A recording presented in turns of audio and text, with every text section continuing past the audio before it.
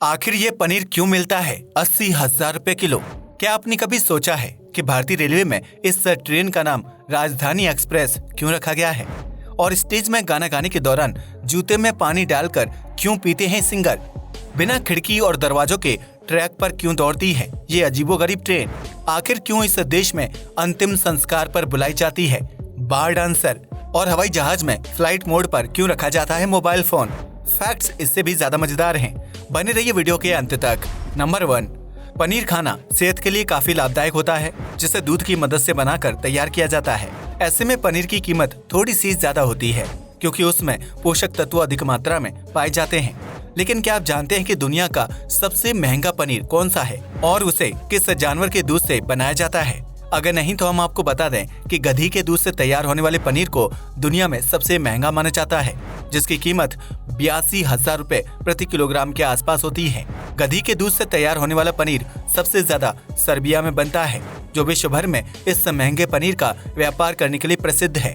इस पनीर की कीमत इतनी ज्यादा इसलिए होती है क्योंकि 1 किलोग्राम पनीर बनाने के लिए लगभग 25 लीटर गधी के दूध की जरूरत पड़ती है। वहीं गधी के दूध की कीमत भी काफी ज्यादा होती है, जिसकी वजह से उससे बनने वाले पनीर की कीमत डबल हो जाती है।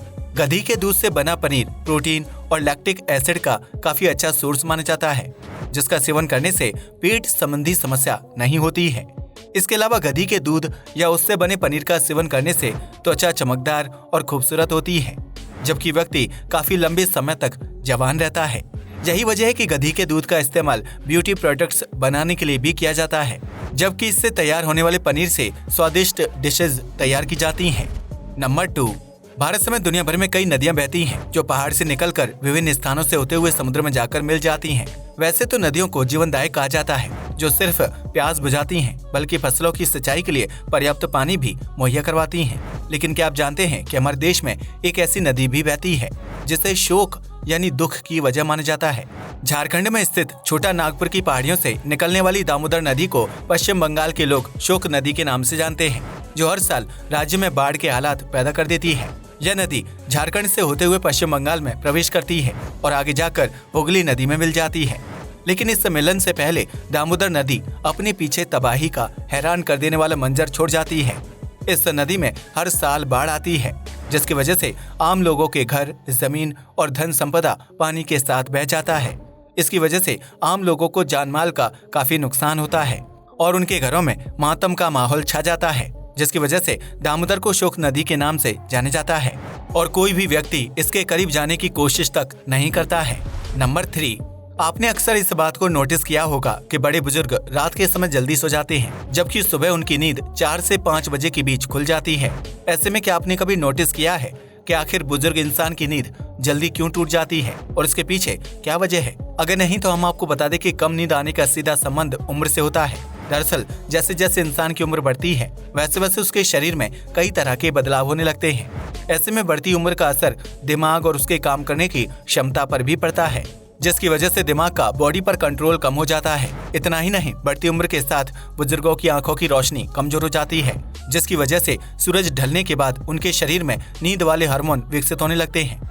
ऐसे में दिमाग शरीर को सोने का सिग्नल भेजता है, जिसकी वजह से बुजुर्ग व्यक्ति जल्दी भोजन करके 7 से 8 बजे के बीच ही सोने चला जाता है।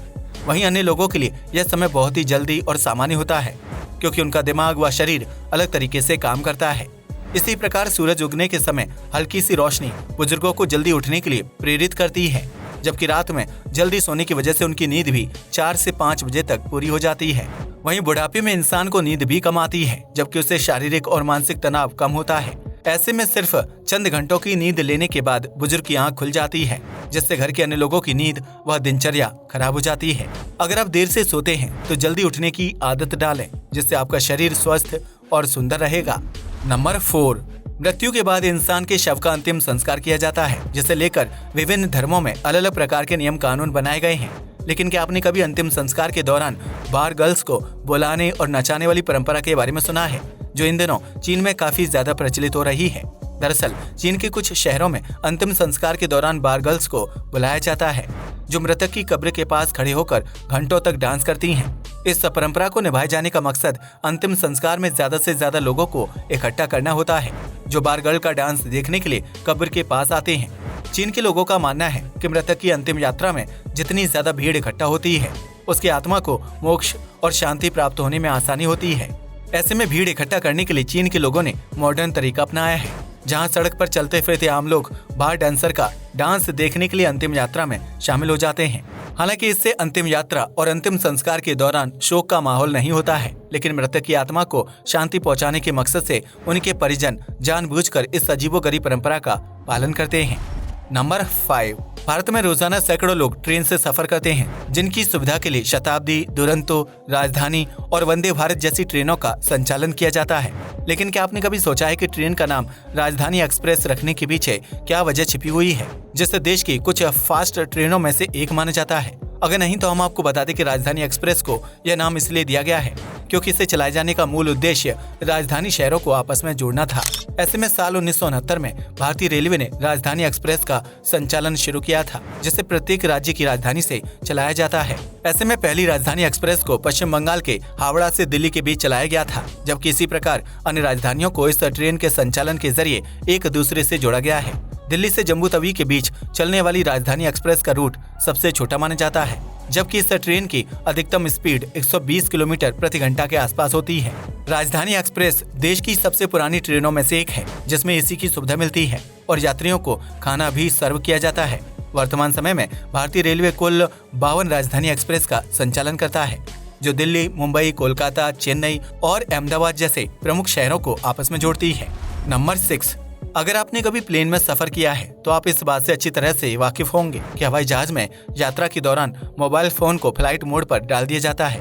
लेकिन क्या आपके दिमाग में कभी ये सवाल आया कि हवाई जहाज में यात्रा करने के दौरान फोन को फ्लाइट मोड में डालना अनिवार्य क्यों होता है? दरअसल इस नियम के पीछे असल वजह ये है कि मोबाइल फोन के ऑन रहने की वजह से हवाई जहाज का नेविगेशन सिस्टम बाधित होने का खतरा बना रहता है, जिसकी वजह से हवाई जहाज गलत रूट पर यात्रा करते हुए दुर्घटना का शिकार हो सकता है। ऐसा इसलिए होता है क्योंकि मोबाइल फोन के सिग्नल फ्लाइट के कम्युनिकेशन सिस्टम पर असर डालते हैं, जिसकी वजह से पायलट को कंट्रोल रूम से संपर्क करने और आगे का रूट समझने में दिक्कत होती है। वहीं जब मोबाइल फोन को फ्लाइट मोड पर रखा जाता है तो उसमें सिग्नल या इंटरनेट की सर्विस नहीं होती है। इस वजह से मोबाइल फोन हवाई जहाज की उड़ान में बाधा पैदा नहीं करता है, जिसकी वजह से यात्रा सुरक्षित और सुविधाजनक हो जाती है। नंबर 7। भारत में 13,000 से ज्यादा ट्रेनों का संचालन किया जाता है, जिसमें पैसेंजर से लेकर मालगाड़ी तक अलग अलग प्रकार की ट्रेनों के नाम शामिल हैं। लेकिन क्या आप जानते हैं कि भारतीय रेलवे एक ऐसी ट्रेन का संचालन भी करता है जिसमें खिड़की या दरवाजे नहीं होते हैं? जी हाँ, आपने बिल्कुल सही सुना।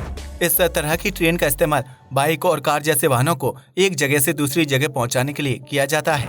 लेकिन इस ट्रेन के डिब्बों को अलग से बनाकर तैयार नहीं किया जाता है, बल्कि इसके लिए पैसेंजर ट्रेन के रिटायर हो चुके डिब्बों को इस्तेमाल में लिया जाता है। दरअसल भारतीय रेलवे के नियम के अनुसार पैसेंजर ट्रेन के डिब्बे अधिकतम 25 सालों तक सेवा में होते हैं, जिसके बाद उन्हें रिटायर कर दिया जाता है। ऐसे में इन रिटायर हो चुके डिब्बों को फैक्ट्री में मरम्मत के लिए भेज दिया जाता है, जहां इनके अंदर से सीट, पंखे और बर्थ आदि को हटा दिया जाता है। इसके साथ ही बोगी की खिड़की और दरवाजों को सील कर दिया जाता है, जबकि पूरे डिब्बे की अच्छी तरह से मरम्मत करके उसे मजबूत बनाया जाता है। इस तरह की कोच को न्यूली मॉडिफाइड गुड्स यानी NMG कहा जाता है, जिसमें मिनी ट्रक, बाइक, कार और ट्रैक्टर आदि को लोड या अनलोड किया जाता है।